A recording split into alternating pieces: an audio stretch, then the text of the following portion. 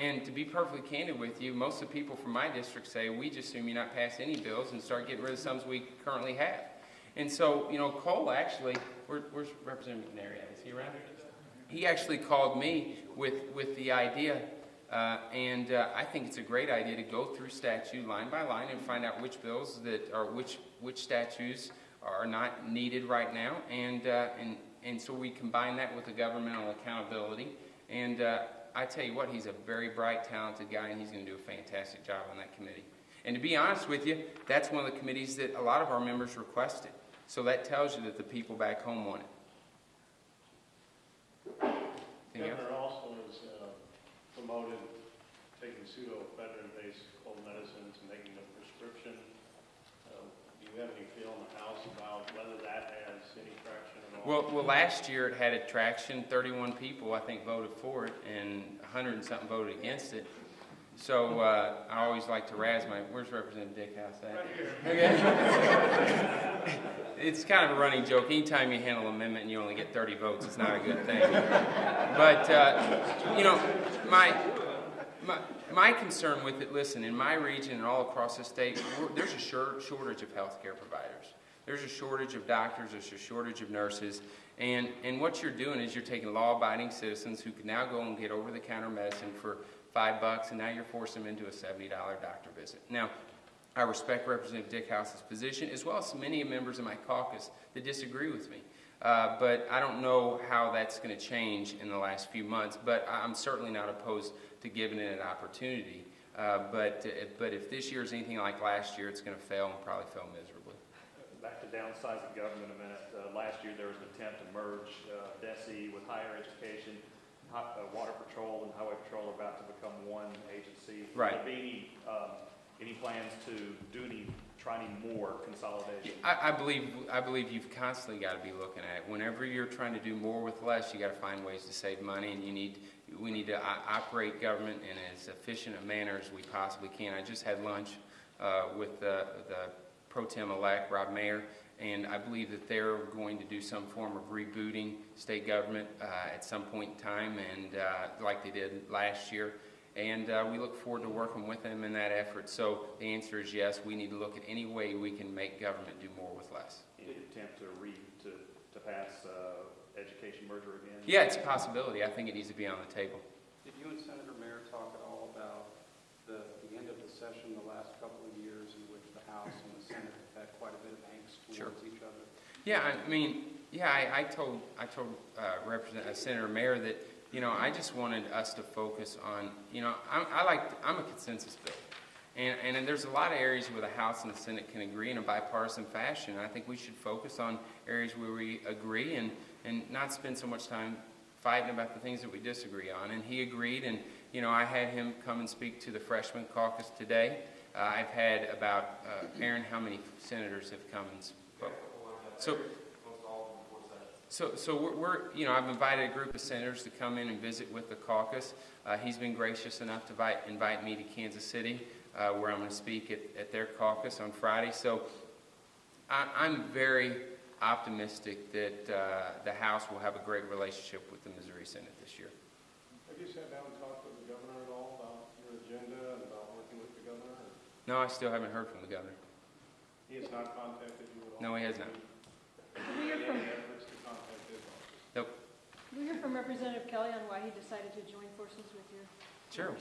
My check says Missouri. It doesn't say Democrat or Republican.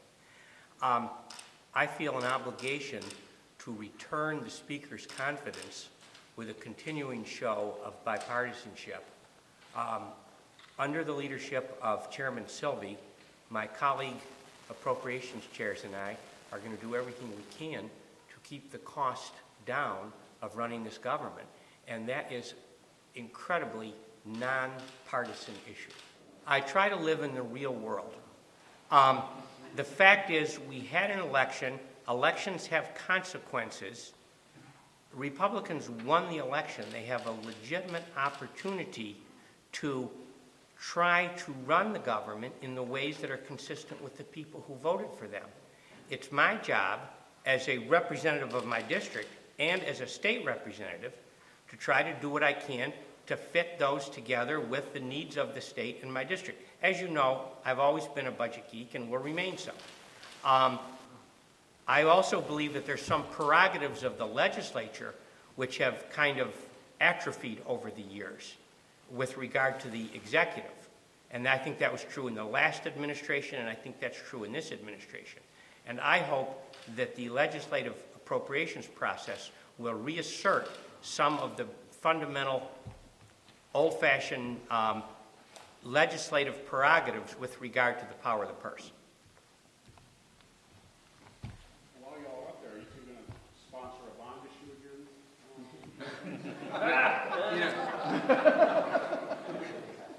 I think it's an important issue. I think it's something that Chris and I have worked on in the past. Is the timing right now? Maybe not. But Chris has worked very, very hard on that. That was our first experience, is where Chris took the time to come up and ask. He said, you're probably not going to want to sign this, but would you? And so, that's when I knew Chris was willing to work across the aisle. And, I think that we've got more pressing problems than that, but I'm sure Chris will, probably file the bill, and if he files the bill, I'll certainly refer it. Our first experience actually was when you spent $100,000 to try to beat me.